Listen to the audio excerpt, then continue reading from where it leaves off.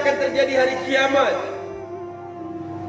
kecuali kalian nanti akan berperang melawan Yahudi. Ikuti saja arahan ulama. Fantadiri saat, tunggu saja saatnya. Kita dimatikan di dalam dakwah dan kita berniat dakwah sampai mati. Karte marti karena ye zindagi nehe, ye zindagi jumidari.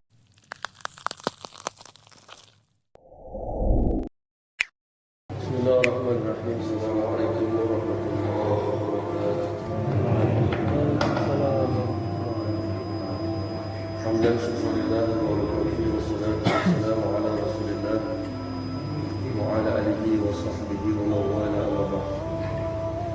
Qala Allah ta'ala fi al-Qur'anil Karim a'udzu billahi minasy syaithanir rajim. Was-sabiquna al-awwaluna minal muhajirin wal ansari wal ladina ittaba'uhum bi ihsan radiyallahu anhum wa radu anhu wa 'ada lahum jannatin tajri tahtaha al-anhar khalidina fiha abadan dzalikal fawzul 'adzim. Allah Subhanahu wa taala berfirman dalam surat Taubah ayat 100, dan orang-orang awal yang memeluk Islam, siapakah mereka? Adalah orang-orang muhajirin, orang-orang berhijrah dari Makkah ke Madinah, para sahabat yang mulia. Wal ansar, dan orang-orang dengan pertolongan kepada mereka yang berhijrah. Wal ladina tabauhum bi ihsan, dan generasi setelah mereka, yaitu orang-orang yang ikuti mereka dengan baik. Kemudian Allah akan berikan gelar kepada mereka, radhiyallahu anhum wa radu anhu.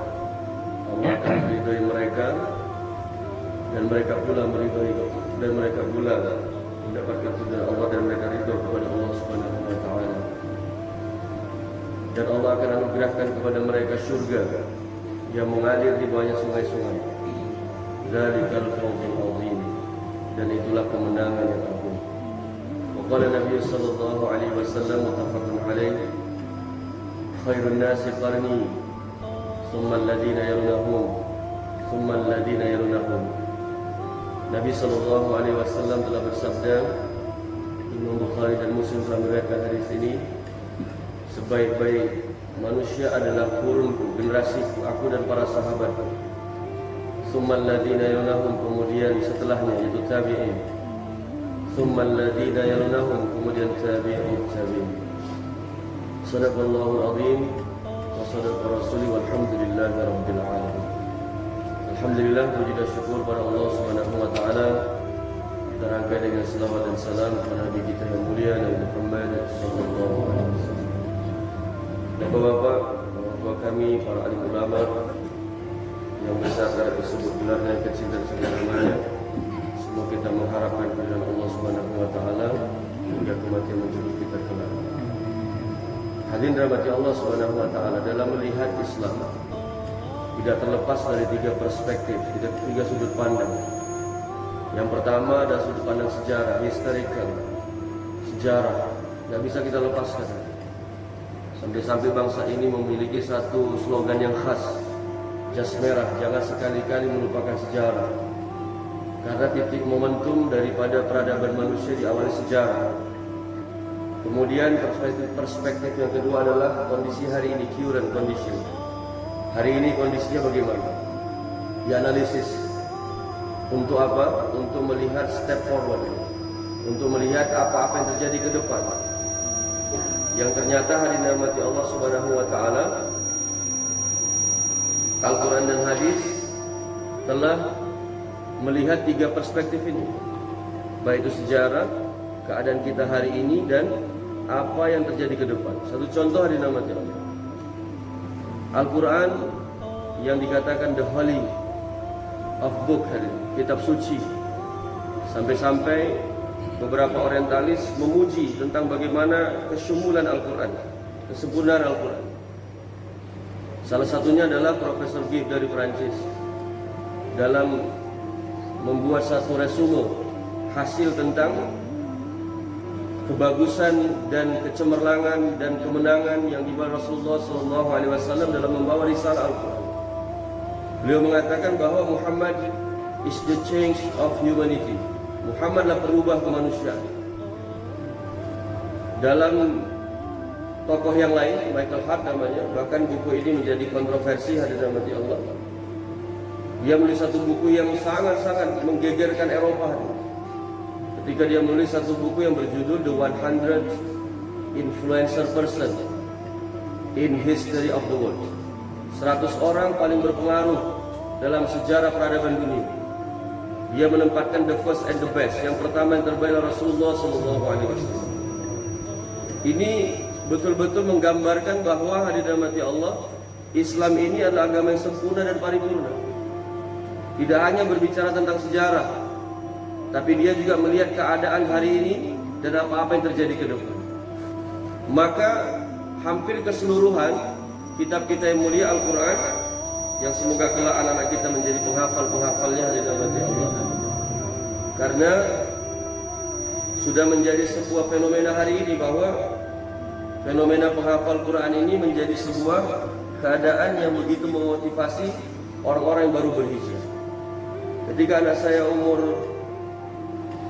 9 tahun atau 10 tahun berhasil menghafal 5 juz waktu itu, saya mengatakan kepada anak saya, namanya Muaz, kau mau apa nak? Bulan itu pun kalau kau minta, kalau ayah mampu ayah akan berikan untukmu. Saking begitu senangnya, bahagianya gitu, memiliki seorang anak penghafal Quran. Kemudian dia katakan, tidak ayah, awak ingin beli buku saja. Maka kami datang ke toko buku di salah satu toko buku di Medan. Saya buka toko buku itu, kemudian saya bilang kepada penjualnya, tolong Pak, ini anak saya baru menghafal 5 juz Al-Quran.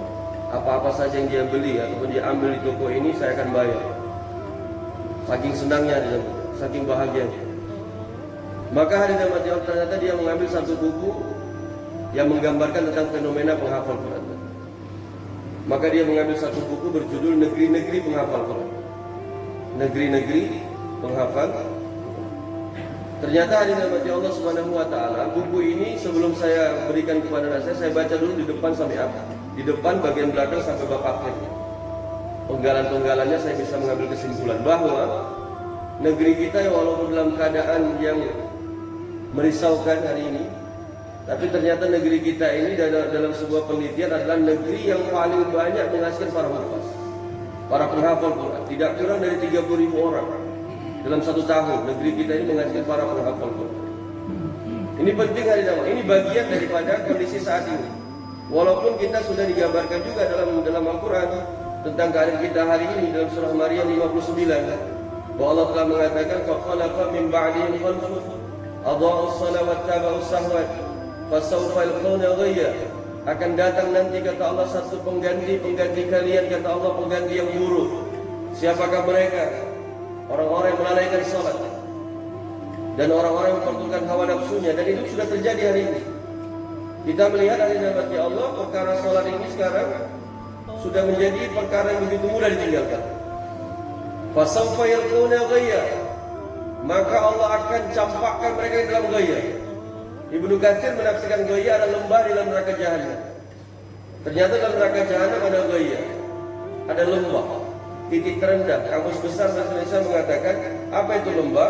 Lembah adalah titik terendah dari dua bukit, dua gunung. Titik terendahnya lembah. Maka ternyata neraka jahanam punya lembah, namanya ghayya. Bagi siapa? Bagi orang-orang yang melalaikan salat dan memperturutkan hawa nafsu. Maka hari ini Allah Subhanahu wa taala, ini sudah terjadi juga. Di sisi lain fenomena penghafal Quran, di sisi lain juga sudah terjadi.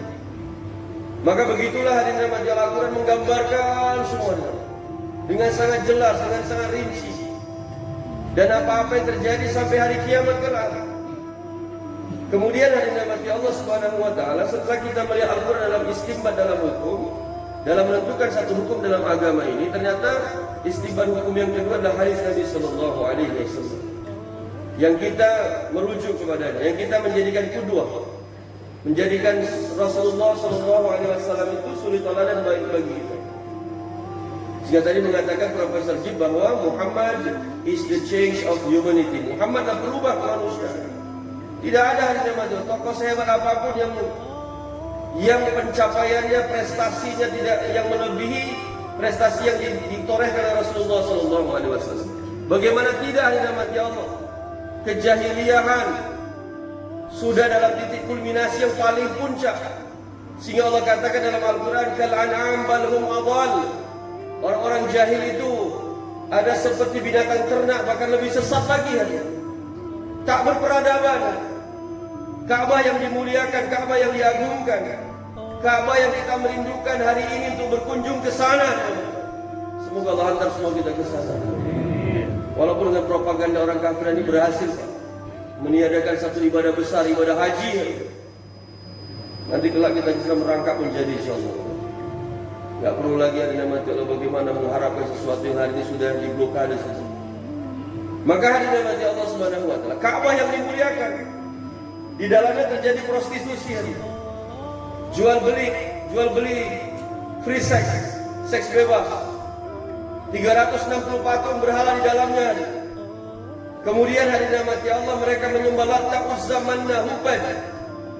Orang-orang salih terdahulu yang mereka kultuskan untuk sebagai perantara berhala untuk beribadah kepada Allah. Sudah taraf kejahilannya itu dia di luar logika manusia. Anak-anak perempuan dibunuh. Kemudian hari ini di tengah kegelapan manusia itu, minaz zulumati ilan nur, kata Allah. Nabi SAW telah berangkat membawa ini umat hari ini dari zulumat, dari kegelapan menuju cahaya.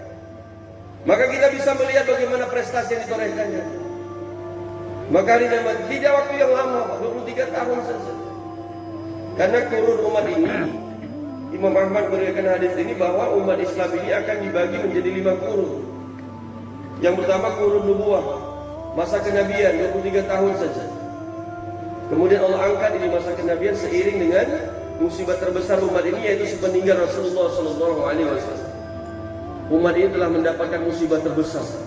Bahkan Umar bin Khattab radhiyallahu anhu kehilangan kecerdasannya. Dia menghunus pedangnya. Siapa yang mengatakan Rasulullah wafat, ku penggal batang lehernya. Gak siap hari ini Allah, bagaimana keadaan umat ini tanpa Rasulullah SAW. Yang semoga kelak kita hari ini Allah dengan mengikuti jejak perjuangan hari ini, kita bisa dihidupkan nanti di surganya Allah Subhanahu wa taala bersama dengan Rasulullah SAW. Maka masa kenabian pun diangkat. Kemudian Allah gantikan dengan masa khilafah ala minhajin nubuwah.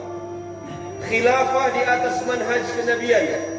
Sering dalam kitab-kitab sejarah disebutkan dengan khulafaur rasyidin, khalifah yang rasyid, khalifah yang mendapat petunjuk dari Allah Subhanahu wa taala. Itulah 4 khalifah yang kita imani. Abu Bakar, Umar, Utsman, Ali radhiyallahu anhu. Masanya tidak lama juga, 30 tahun saja. 30 tahun. Kita bicara sejarah masih di sini. Kemudian ada nama Allah Subhanahu wa taala, fase yang ketiga. Fase yang ketiga ada nama Allah Subhanahu wa taala bahwa umat ini, kaum muslimin, akan menghadapi yang dinamakan mulkan a'dhan, raja-raja yang menggigit. Berbagai macam penafsiran tentang makna ini hari ini. Ada yang mengatakan raja-raja yang menggigit ini walaupun sudah tidak ada manhaj nubuwah, manhaj khilafah, tapi di masa ini ada nama Allah, para raja-raja Daulah Umayyah, Daulah Abbasiyah sampai ke Turki Utsmani, ada nama Allah, masih memegang Al-Quran dan hadis dalam menentukan hukum dalam bernegara. Maka hari nama Allah tanggal 3 Maret 1924 khilafah ini runtuh. Seiring ada seorang spionase Yahudi bernama Mustafa Kamal Ataturk menghancurkan Islam dari dalam. Sampai hari ini ada nama Allah, tidak ada satu tanah di bumi ini yang mau menerima jasad-jasad. Saking buruknya prestasi hidup beliau ini. Jangan nanti kalau punya anak dikasih nama ini, Pak. Kalau Mustafa boleh, Pak. Tapi jangan dikasih nama Ataturk. Padahal dia tidak paham sejarah. Maka hari ini Allah Subhanahu wa taala 1924 runtuh ini khilafah. Kemudian masuk ke masa yang keempat. Mulkan Jabbariyan, raja-raja yang zalim. Kaum muslimin atau dunia ini hari ini Allah sudah dibagi-bagi menjadi beberapa negara bagian, sehingga perlu paspor untuk bisa masuk ke satu negara. Ini cara orang kafir, Pak, memecah belah. Tidak lagi kepada satu rujukan khilafah. Maka dirahmati Allah Subhanahu wa taala, Winston Churchill, seorang koloni yang juga menjadi sekutu dalam menyerang negara kita ini, dirahmati Allah, ketika perang dunia kedua, Renaissance, ya, orang-orang kulit putih, orang-orang Rom memenangkan peradaban waktu itu, kalah kaum muslimin, dirahmati Allah. Dia membagi-bagi wilayah Islam, Jazirah itu, Pak, yang sudah direbut di masa kehadiran Umar bin Khattab, itu seperti menulis sele-sele, Pak. Kalau bahasa kami itu sele-sele. Ini kita letak Irak di sana, ini kita letak Iran di sini, ini kita letak Bahrain di sana. Begitu sepelenya dia, dirahmati Allah. Kenapa dirahmati Allah Subhanahu wa taala? Memang begitu fasenya sih. Di fase yang keempat. Tapi jangan khawatir, dirahmati Allah Subhanahu wa taala, sehingga seorang mufti di Arab Saudi dalam kitabnya Al-Wala Al-Bara menjelaskan dalam hadis Nabi sallallahu alaihi wasallam, cukuplah, kata Nabi, seseorang itu dikatakan mati dalam keadaan jahiliyah ketika tidak ada kerinduan tegaknya Islam di bumi ini, hadirin. Sekarang tanya dalam hati bapak-bapak semua, sudah ada belum tidak kerinduan tegaknya Islam dalam hati kita? Sudah, Pak? Kalau tidak, kalau kita mati dalam keadaan demikian, kita mati jahiliyah. Kenapa dirahmati Allah? Semua orang beriman merindukan tegaknya Islam. Karena Islam ini adalah agama yang sempurna dan paripurna tadi. Maka dirahmati Allah, kerinduan kita tadi, dirahmati Allah, akan Allah dan Rasulullah telah janjikan bahwa nanti di masa yang kelima, kaum muslimin akan kembali kepada ala khilafah, ala minhajin nubuwah. Seiring datangnya turunnya Imam Mahdi ataupun munculnya Imam Mahdi, hadirin. Tapi ingat, hadirin Allah, kemunculan ini musuh-musuh Islam juga mengetahuinya, sehingga mereka membuat strategi yang sama untuk memenangkan kebatilan mereka. Sementara kita, hadirin Allah, untuk bagaimana berjuang menegakkan yang hak. Sehingga dalam buku History of Zeus, sejarah Yahudi, sejarah Yahudi, Pak, ada konklusi hak, ada konklusi batil. Konklusi itu kesimpulan. Kesimpulan batilnya Yahudi ternyata berkorelasi dengan kesimpulan haknya umat Islam. Apa kesimpulan mereka? Ini buku ilmiah yang merujuk kepada nas-nas, kepada rujukan Al-Quran dan hadis. Saya akan mengutip beberapa konklusinya saja. Satu contoh aja. Imam Bukhari dan Muslim, sanadnya daripada Abdullah ibn Umar, ada juga dari Anas bin Malik. Derajatnya mutawatir. Derajat hadis ini mutawatir. Mutawatir itu, hadirin Allah, sudahlah dia sahih karena Bukhari dan Muslim muttafaqun alaih, selevel di bawah Al-Quran ini, Pak. Kalau sudah mendengar Imam Bukhari, Imam Muslim, Bukhari yang asli, Pak, bukan Bukhari bahasa Al-Koncebi, Pak. Ini anak Koncebi, Pak. Ini Bukhari, Bukhara kan, Rusia. Saya waktu ke India 2010 jumpa dengan orang Bukhara. Dipegang-pegangnya janggut saya, Pak, sama orang Bukhara, orang Rusia, orang putih, Pak. Kayak peluang kutub besar. Apa dia katakan? Your beard like original Bukhari beard. Jenggot kau ini, kata dia, seperti jenggot aslinya Imam Bukhari. Karena dia bukan orang Arab. Imam Bukhari dia orang Rusia, Bukhara.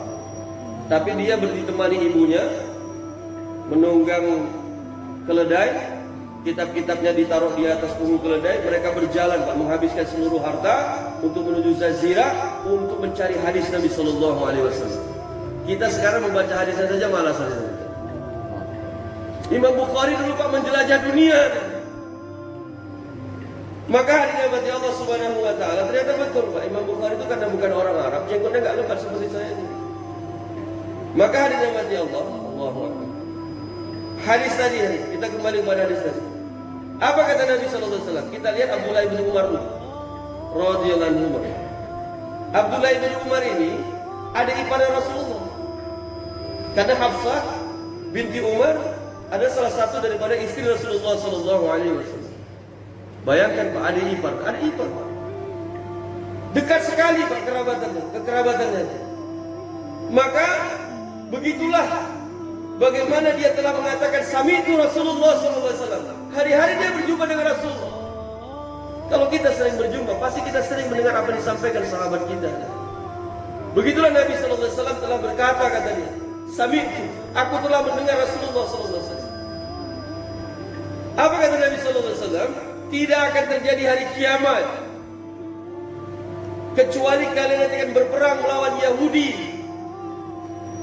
sampai-sampai nanti Yahudi tersebut terkalahkan, terhimpit.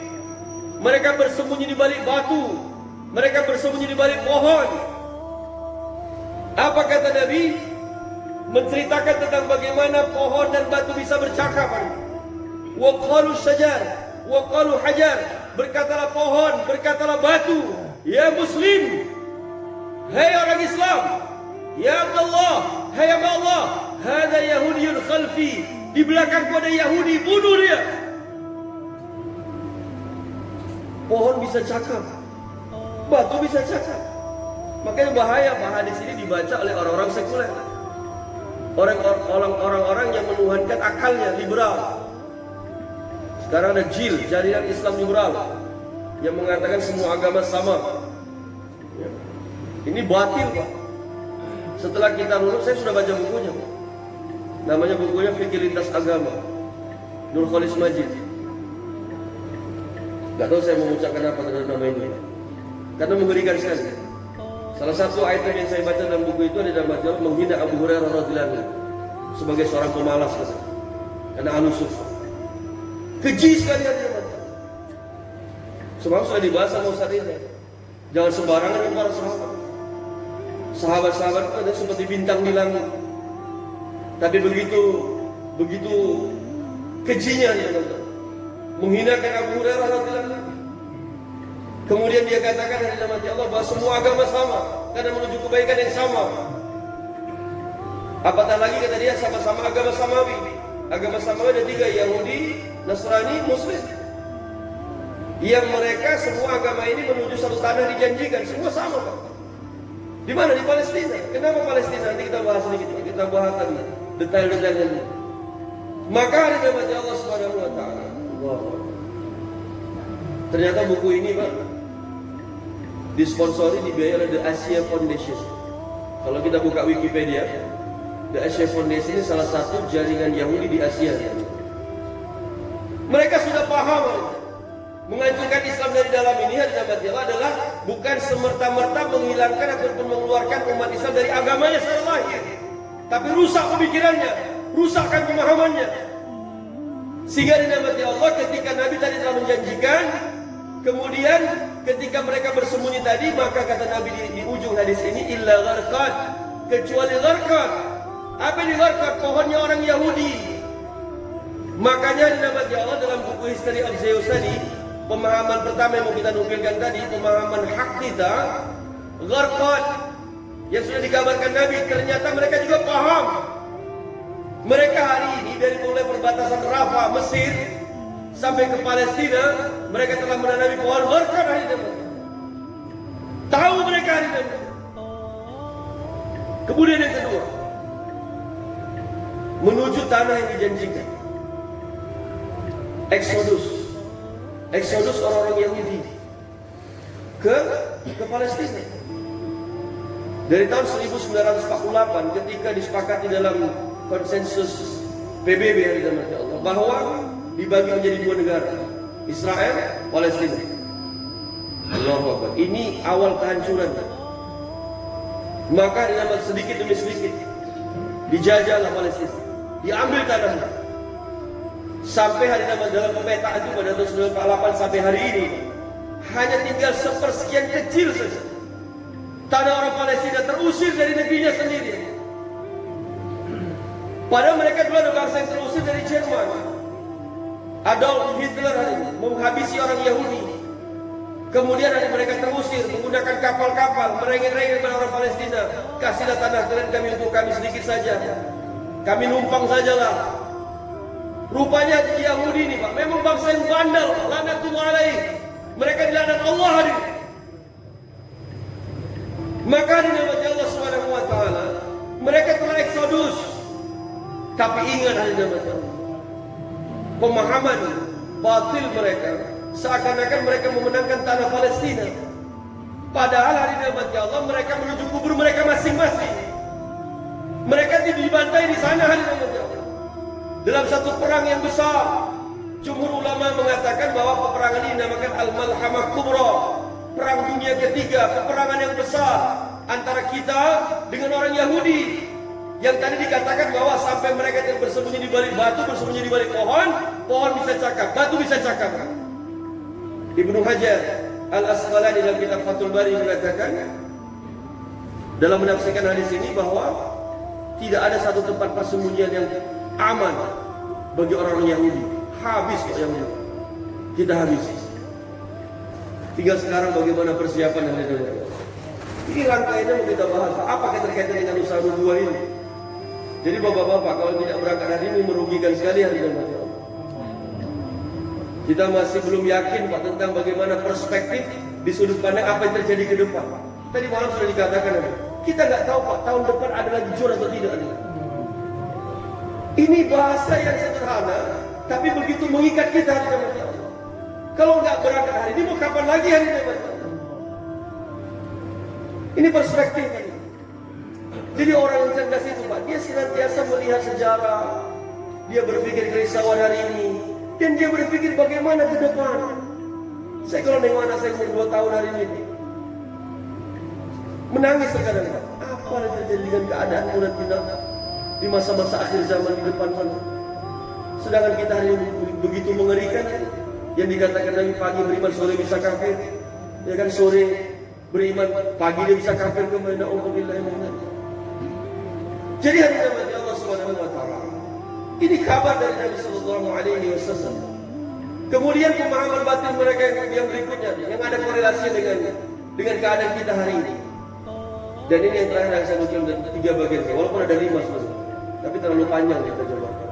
Hanya item-item pokoknya saja. Yang terakhir, yang ketiga, seperti kata Sadino dari mana? Bangsa Yahudi takkan pernah rela, takkan pernah mengakui kerasulan Rasulullah Sallallahu Alaihi Wasallam. Takkan pernah. Mereka begitu tercengang, loh, kok Nabi akhir zaman kok tidak di kalangan Bani Israel? Karena Nabi-Nabi terdahulu di kalangan mereka. Ternyata Allah pilih dari kalangan Quraisy, dari orang Arab yang menjadi pemimpin dunia. Tetapi pada hakikatnya mereka juga memahami kemunculan ini hari ini. Maka hari nanti Allah Subhanahu wa taala, keyakinan batin mereka ini adalah mereka masih meyakini nanti di akhir zaman akan ada nabi di kalangan mereka yang mereka sebut dalam kitab-kitab mereka dengan sebutan Mesias. Ada yang menyebutnya Mesaya. Jadi bapak-bapak hati-hati, anak-anak kita mengidolakan seorang pemain bola namanya Lionel Messi. Ini salah satu nabi di kalangan mereka. Mesias menurut mereka, Mesaya menurut mereka, Dajjal menurut kita hari ini Allah Subhanahu wa taala. Ternyata mereka sedang menanti-nantikan nabi di kalangan mereka itu Dajjal dan Abdullah alaihi. Hadis Nabi lagi bahwa Dajjal akan memiliki pasukan. Berapa pasukannya? 70.000 orang Yahudi hari ini. Nanti dia berdiri di Madinah, tidak bisa masuk ke Masjid Nabawi. Ini dijaga Allah Subhanahu wa taala. Haramain, 2 tanah haram, tidak bisa dimasuki Dajjal dan Abdullah. Dia berdiri satu bukit di Madinah. Dia melihat istana putih. Dia katakan istana putih Muhammad. Kemudian dia hentakkan kakinya 3 kali. Kemudian berduyun-duyun pengikut-pengikut Dajjal akan mengikutinya. Menjadi sebuah satu pasukan dari Nabi Allah Subhanahu wa taala yang akan ditumpas, yang akan dibunuh oleh Nabi Isa alaihi salam. Yang hadir Nabi Allah di sini letak perbedaan antara Yahudi dengan Nasrani. Orang Nasrani yang Nabi Allah, yakinlah bahwa mereka nanti akan semuanya masuk Islam hari ini. Ketika Nabi Isa alaihissalam turun, terbelah mata mereka. Ternyata betul yang diberitakan Al-Quran bahwa Nabi Isa alaihissalam masih hidup, turun di Menara Putih di Damaskus. Yang hari ini walaupun berkecamuk perang di Suriah, Menara Putih ini masih Allah jaga. Ini luar biasa. Ini kajian mendalam. yang kalau kita meyakini hari kiamat Allah, korelasi hubungannya sangat erat dengan usaha nubuwah. Karena persiapan yang paling otentik, yang paling orisinil, baik itu kekuatan iman, kekuatan ibadah, kekuatan akhlak dalam usaha nubuwah ini ada dalam Allah. Tengok orientasi kita. Ya, sudah dibahas oleh orang tua kita tadi malam, ayahanda kan. Apa kata Allah dalam Al-Quran? Wa'adallahu alladhina amanu minkum wa 'amilus shalihat la yastakhlifannahum fil ard kama istakhlafal ladzina min qablihim. Allah telah berjanji. Kira-kira kalau Allah janji itu benar enggak, Pak? Pasti benar. Innallaha la tukhliful mi'ad. Sesungguhnya Allah tidak pernah menyalahi janji. Allah telah berjanji. Bagi siapa? Bagi yang menyempurnakan amal saleh, iman dan amal salehnya. Seperti gerakan kita hari ini. Tengok apa kalau kita mimbar wala atau peninggalan. Bapak-bapak jemaah maghrib, nanti selepas zikir dan doa, selepas sholat sunnah, akan ada pembacaan iman dan amal. Hari-hari iman amal, iman amal. Tapi kita masih nggak yakin melihat dari dalam Allah. Cuma iman amal, persenjataan nggak lengkap, ekonomi hancur. Mau berangkat 4 bulan aja tanpa udah cengap-cengap pada dalam Allah. Bukan itu. Bukan itu. Bukan kebendaan, bukan persenjataan, bukan apapun. Kita masih ingat ada dalam kitab Al-Bidayah wa Nihayah karya Ibnu Katsir digambarkan tentang bagaimana satu jamaah, satu barikade perang dipimpin oleh Sa'ad bin Abi Waqqas radhiyallahu anhu. Ketika itu terjadi suksesi kepemimpinan. Ada satu pergantian panglima perang. Panglima perang yang sebelumnya Khalid bin Walid. Umar bin Khattab melihat fenomena peperangan dimenangkan Khalid. Perang Khalid bin cerdas. Khalid bin Walid bin cerdas. Menjadi seorang sahabat yang memang ahli strategi perang. Tapi ketika Umar bin Khattab khawatir akan terjadi perubahan keyakinan kepada umat waktu itu, dia khawatir seakan-akan nanti peperangan dimenangkan Khalid. Tidak, sekali-kali tidak. Peperangan dimenangkan oleh Allah. Maka dicopot Khalid dari jabatannya. Tapi Khalid juga akidahnya lurus, keyakinannya benar. Apa kata dia? Aku berperang bukan untuk umat. Aku berperang untuk Allah. Mau jadi panglima, aku mau jadi amir, aku mau jadi makmur, aku siap. Jadi hari namanya Allah Subhanahu wa taala digantikan Sa'ad bin Abi Waqqas. Tidak kalah hebatnya. Salah satu as-sabiqun al-awwalun, orang awal memeluk Islam, Sa'ad bin Abi Waqqas. Maka seketika mereka dikirim untuk menaklukkan Persia. Ya? Di zaman kekhalifahan Umar bin Khattab. Persia, negeri adidaya, salah satu negeri adidaya selain Rum, Persia. Ini dua negeri adidaya. Ya? Ketika alhamdulillah Allah kasih satu kemudahan. Alhamdulillah tahun 2011 saya berangkat haji dan alhamdulillah sudah kenal dakwah. Kami buat program masturah waktu itu di rumah Ustaz Arif. Maka ketika kita dalam bayan masturah, dia sampaikan dalam bayan nasihatnya kepada kami, dia katakan bahwa kami waktu itu mau dibawa ke Khandak. Khandak ini tempat perang parit. Salah satu sahabat yang mengusulkan strategi parit ini adalah Salman Al-Farisi radhiyallahu anhu. Maka ketika itu ada nama Allah, Ustaz Arif dengan begitu emosionalnya mengatakan dalam bayannya bahwa ketika para sahabat secara logika nggak mungkin membuat parit di tanah tandus di Arab, di Madinah. Karena mungkin Pak, kalau kita di negeri kita ini tanahnya gembur, ini tanah tandus Pak, buat parit. Tapi karena memang ini dari musyawarah, maka dilakukan. Pada akhirnya mereka menemui satu batu yang tidak bisa mereka pecahkan. Sehingga para sahabat putus asa datang kepada Rasulullah SAW menceritakan tentang kesulitan mereka memecahkan batu ini. Nabi datang mengambil 9 kapak. Nabi pukul 3 kali hari mati Allah. Batu pecah 1/3, 2/3, akhirnya batu pun pecah semuanya. Yang para sahabat lihat bukan kekuatan fisik Nabi memecahkan itu, bukan seperti orang-orang sekarang fitness, anggar-anggar otot. Kekuatan bukan di situ, ya, kekuatan dalam keimanan. Maka ketika para sahabat melihat pukulan pertama ada kilatan cahaya, pada pukulan kedua ada kilatan cahaya, pada pukulan ketiga ada kilatan cahaya. Maka seketika itu Nabi mengatakan, dan para sahabat bertanya, "Ya Rasulullah, ketika kau tadi memecahkan batu ini ada kilatan-kilatan cahaya kami." Apa kata Nabi sallallahu alaihi wasallam? Pada kilatan cahaya pertama, Allah tampakkan kepadaku istana-istana di Baghdad yang kelak akan menguasai ini. Pada kilatan cahaya yang kedua, Allah tampakkan kepadaku balkon-balkon Kisra yang kelak akan menguasai ini. Pada pukulan yang ketiga, Allah tampakkan kepadaku istana Rum yang kelak akan menguasainya. Para sahabat tercengang, bagaimana bisa mengalahkan Rum Persia sementara mereka kelaparan, mereka diboikot, mereka hidup dalam keadaan begitu kesusahan. Tapi hadirin mati Allah Subhanahu wa taala, manalah mungkin Nabi sallallahu alaihi wasallam bohong. Pada akhirnya betul hadirin mati. Seperti kita mau ceritakan tadi, pasukan Sa'ad bin Abi Waqqas berperang melawan Persia. Kemudian mereka dihadapkan kepada sungai Tigris, sehingga ketika orang Persia sudah tunggang langgang lari, mereka mendapati sungai Tigris yang deras airnya.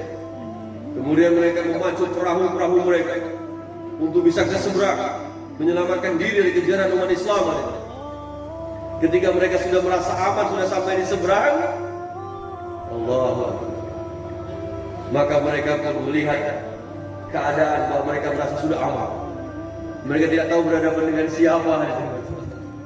Mereka tidak tahu berhadapan dengan satu generasi yang telah dijanjikan kemenangan atas mereka. Saat Nabi Waqqas hanya menunjukkan ke arah langit. La haula wala quwwata illa billahil aliyil azim. Dicelupkan ke air sungai Tigris. Kemudian apa kata Sa'ad? Mari kita berjalan di atas sungai Tigris ini. Berjalan seperti berjalan di atas air bersama kuda-kuda tunggangan mereka, bersama seluruh perbekalan mereka hari ini. Berjalan di atas air. Saya orang sains. Berat jenis kita lebih berat daripada berat jenis air. Kalau kita menginjak air, pasti kita tenggelam. Itu logika fisikanya di dalam Allah. Gak mungkin bisa berjalan di atas air. Tetapi hadirin mati Allah Subhanahu wa taala, apalah arti sebuah ilmu saintifik ketika Allah mengatakan idza arada syai'an ay yaqula lahu kun fayakun. Ketika Allah sudah ada iradahnya, Allah cukup mengatakan kun, jadi maka jadilah ya. Dan hadirin mati Allah, ada suku yang kuat. Kenapa dinamati Allah? 6 sifat para sahabat terhunjam dalam diri mereka dengan baik. Iman mereka kuat, sunnah Nabi teramal dengan sempurna, salat mereka khusyuk dan khudu, ilmu agama mereka fakih hari ini, zikrullah mereka istiqamah, akhlak mereka baik, keikhlasan mereka terjaga, dan dakwah mereka dinamati Allah tidak mengenal waktu hari dinamati Allah. 6 sifat yang mulia yang kita muzakarahkan hari-hari. Berjalan di atas air. Ini bukan Wiro Sableng. Saya dulu waktu ada TV di rumah nonton Wiro Sableng 212 Kapak, gurunya Sinto Gendeng ya. Ya jelas lah Pak, gurunya Gendeng, muridnya Sableng kan. Rupanya Pak di akhir sinetron itu kesamaan nama peristiwa dan kejadian-kejadian yang hanya fiktif belaka. Rupanya ditokoi kita di sana. Pakai tali dia di sana. Ditokoi film ya. Tapi tidak dengan para sahabat. Ini dimaktubkan dalam kitab ada. Kalau bapak-bapak nggak percaya datang ke rumah saya sudah kita tunjukkan. Atau siapa kok orang-orang liberal, orang sekuler? Mana mungkin Ustaz, dia coyo katanya. Karena Pak orang sekuler liberal ini melihat dengan mata telanjangnya. Padahal Allah telah katakan dalam Al-Quran surah Yusuf 108, "Qul hadhihi sabili ad'u ila Allah ala basiratin ana wa man ittaba'ani wa subhanallah wa ma ana minal musyrikin." Katakan oleh Muhammad, ini jalanku, satu-satunya jalan. Apa itu? Ad'u ila Allah, mengajak manusia taat kepada Allah ala basiratin, dengan basirah, dengan hujah yang nyata, dengan Al-Quran dan hadis. Dengan Al-Quran dan hadis, Pak, bisa kita melihat sesuatu yang tidak nampak. Kehidupan akhirat tidak nampak, tapi kita bisa nampak dengan Al-Quran dan hadis. Alam kubur tidak nampak, tapi kita bisa melihat dengan Al-Quran dan hadis. Tapi orang-orang munafik, orang-orang kafir, mereka melihat dengan mata telanjang mereka. Tapi ingat ada batasnya. Surah Sajdah ayat ke-12. Walau tara idil mujrimuna nakisu ru'usihim 'inda rabbihim rabbana absarna wassamina farjina na'mal salihan inna muqinun. Kalian tengok itu, kata Allah, orang-orang mujrimun, orang-orang yang berbuat dosa, nakisu ru'usihim, mereka memukul-mukul kepala mereka sendiri.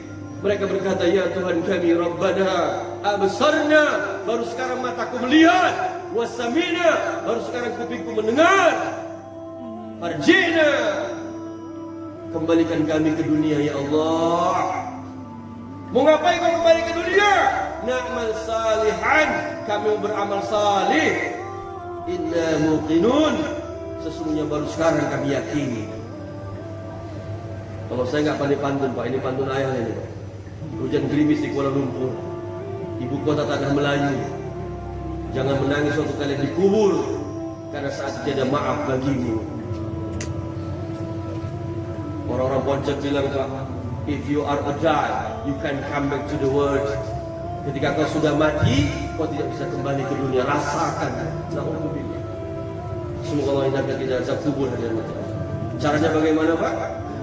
Selesai tahiyat akhir, fil alamin innaka hamidum majid. Jangan lupa baca doa ini.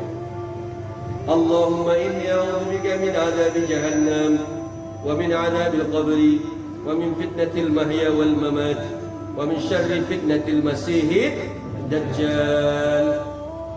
Ada dajjal di situ. Doa perlindungan pada dajjal. Jadi hadirin Allah Subhanahu wa taala, jelas sekali Islam itu.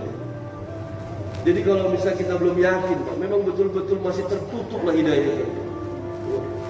Clearly, secara ilmiah, di dunia intelektual hari menjadi sebuah kajian-kajian mendalam. Ya, contoh, kami pernah mengikuti Muzakarah Majelis Ulama Indonesia, Provinsi Sumatera Utara. Pembicara Profesor Dr. Muhammad Hatta, Ketua Majelis Ulama Indonesia Kota Medan.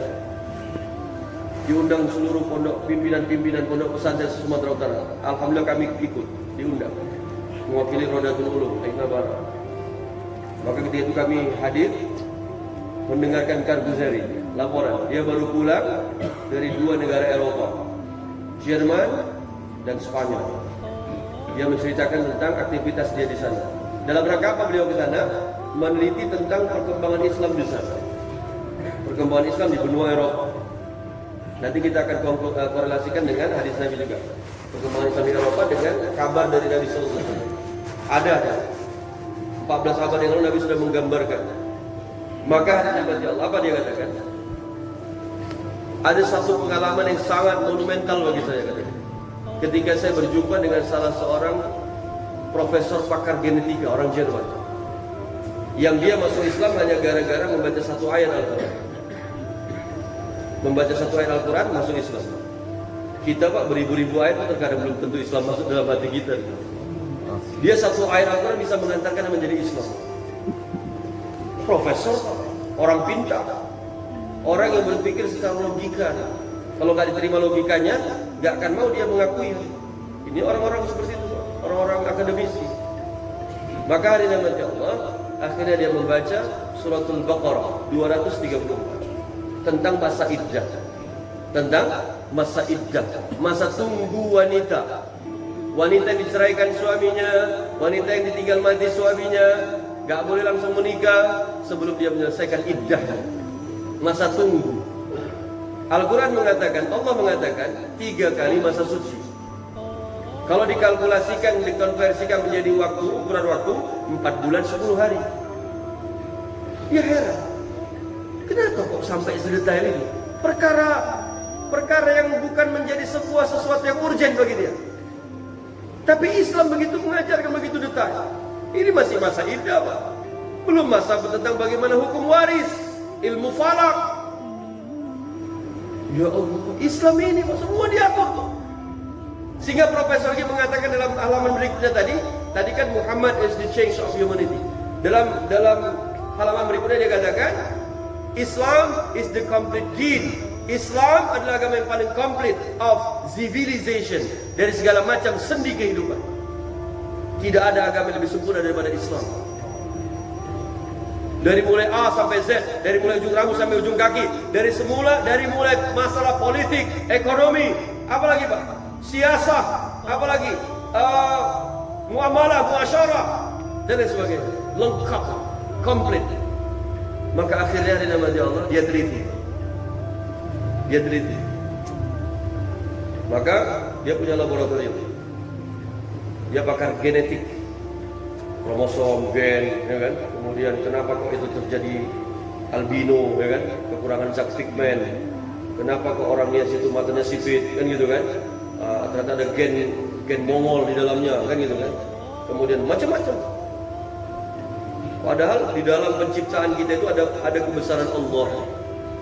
Coba Pak, di antara kita ini Pak, walaupun kami sama ayah nih Pak, walaupun satu darah, ya kan? Mungkin enggak pola mirip kali Pak wajahnya. Karena saya ngambil dari ibu saya Pak, ibu saya orang India Pak. Pandai ayah saya cari istri Pak, memperbaiki keturunan katanya. Ibu saya orang India asli Pak, kakek kami orang Panjab, ikut tentara Gurkha, ya kan, masuk ke Indonesia. Tentara Gurkha itu tentara elit. Kalau di tempat kita ini Kopassus, apalagi Kostrad, orang-orang pasukan khusus, jago berenang. Maka dia dibawa ikut tentara sekutu, karena India kan sekutu Inggris. Maka dibawa, dibonceng, turun di Panglima Denai di Jerman. Kemudian ketika dia berperang melawan orang pribumi, nuraninya berbicara. Dia dengar pekikan takbir. Loh, ini kok sama dengan orang Muslim di India katanya. Sehingga hari namanya Allah menyebabkan dia akhirnya desersi, atau desersi Pak ya, resign dari kemiliteran, keluar dari kemiliterannya, kemudian dia hijrah ke Ajamu ya, Gamparan Perak dulu, baru dia kerja di PT PN 4 di Ajamu, sekarang PT PN 4 jadi centeng, jadi security. Akhirnya dia di Gamparan Perak sudah masuk Islam, lahir menikah dengan Boru Harahap, dirahmati Allah, lahirlah ibu saya. Dan alhamdulillah dirahmati Allah menurut pengakuan. Saya tidak pernah berjumpa dengan beliau. Semoga Allah merahmatinya. Dia bisa mengucapkan kalimat la ilaha illallah di ujung akhir hayatnya. Allah beri keutamaan. Jadi hari dirahmati Allah Subhanahu wa taala. Jadi begitu. Ketika kita melihat bahwa umat Islam Al-Baqarah 94 dia ambil sel gen sel spermatozoid, contoh spermatozoid laki-laki, kemudian ovarium, ya, sel ovarium wanita. Wallahu alam tak bagaimana cara dapatnya kita nggak tahu, ya. Tapi dia himpun di salah satu penelitiannya. Dia lihat, dia teropong, dia mikroskop selama 4 bulan. Makanya penting 4 bulan ini. Siapa ini 4 bulan? Memang 4 bulan ini bahasa Al-Quran, ya. Bahasa yang walaupun secara harfiah, secara tekstual qat'i memang tidak 4 bulan secara maknawi, tapi intinya di dalam Allah banyak sekali. 40 hari, 4 bulan. Ini bahasa-bahasa Al-Quran. Akan terjadi perubahan yang signifikan terhadap karakter manusia. Seperti itu kira-kira. Maka ketika disatukan sel ovarium dan spermatozoid laki-laki dan wanita ini, dia tengok selama 4 bulan. Dalam masa 4 bulan berikutnya dia lihat kok sperma dan ovarium tadi, ya, dengan tidak ada reaksi apa-apa, itu bisa berpisah dengan sendiri, ya. Berpisah dengan sendiri, kata Profesor Muhammad Hatta menceritakan kepada kami. Maka itu belalaknya, amazing, ini luar biasa katanya, ya. Jadi akhirnya dirahmati Allah, terbuat satu kesimpulan bahwa Al-Quran benar. Kenapa ada masa iddah? Kenapa ada masa iddah? Ternyata dirahmati Allah, Allah Subhanahu wa taala ingin membersihkan seorang wanita dari bekas-bekas suaminya yang lama. Maka dirahmati Allah, ketika sudah selesai masa iddahnya, dibawa air darah haid yang dia keluarkan 3 kali masa suci, maka bekas-bekas sperma suami yang lama itu sudah hilang. Dia siap menerima sperma yang baru. Tidak ada percampuran nasab dalam Islam. Akhirnya hari dirahmati Allah Subhanahu wa taala, dengan menangis Profesor Muhammad Hatta mengatakan, pakar genetika profesor itu masuk Islam, la ilaha illallah. Lalu dia ucapkan dengan begitu, membenarkan peristiwa ini. Muhammadur Rasulullah. Satu ayat saja daripada 6.666 ayat, semua bernilai kebenaran. Bernilai kebenaran. Maka pada akhirnya Profesor Muhammad Hatta mengatakan 5 tahun ke depan dikhawatirkan oleh sayap kanan gerakan politik di Jerman, bahwa 5 tahun ke depan Jerman dikhawatirkan mereka akan menjadi negara Islam. Di sana Pak, masuk Islam bukan 1-2 orang lagi Pak, 1 kabupaten, 1 distrik. Apa korelasi dengan kebangkitan Islam? Ternyata hari dirahmati Allah, Imam Tirmidzi hadis ini, bahwa apa kata Nabi? Tidak akan terjadi hari kiamat kecuali kalian bersekutu dengan bangsa Rum. Bersekutu, bersatu, berkawan dengan bangsa Rum. Bangsa Rumnya apa? Bangsa kulit putih, bangsa Eropa, bangsa yang berperadaban, bangsa penjajah, bangsa yang memiliki intelektual lebih tinggi daripada bangsa-bangsa ras lainnya di dunia ini. Dan mereka ini berperadaban, disiplin. Jadi bapak-bapak, kata Profesor Muhammad Hatta, memang negara Eropa itu negara disiplin. Jangan harap bapak bisa melihat orang di sana buang sampah sembarangan. Ini Pak, udah lama ikut dakwah, buang sampah masih sembarangan. Buka kaca mobil, wah.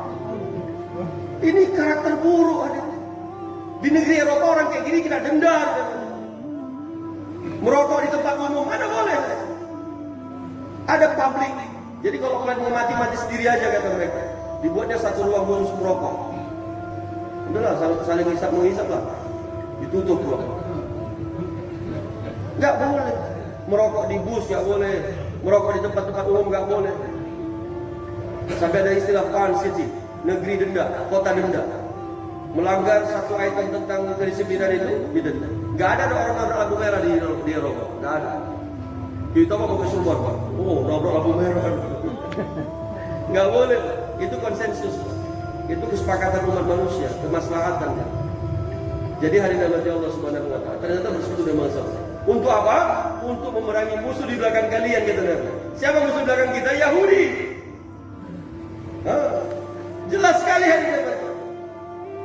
Maka hari dirahmati Allah Subhanahu wa taala, maka di akhir daripada wayang subuh ini hari dirahmati Allah, walaupun arahannya kita berbicara sifat sahabat, tadi kita pembahasan dari mulai sejarah, kondisi saat ini, hari dirahmati sampai ke depan hari dirahmati Allah, tidak ada. Saya dari semester 5 setelah ikut dakwah ini, dan saya sudah sudah masuk ke beberapa lintas harokah. Sudah saya lihat harokah ini. Harokah itu gerakan-gerakan, kita nggak perlu sebutkan nama. Gerakan ini. Setelah melalui analisis mendalam hari dirahmati Allah, dengan doa yang saya juga, kan? Pada akhirnya hari dirahmati Allah, ternyata inilah jalannya. Kul hadhihi adu ila ala bas ana wa man ittaba'ani. Aku dan orang-orang yang mengikuti aku, kata Nabi sallallahu alaihi wasallam.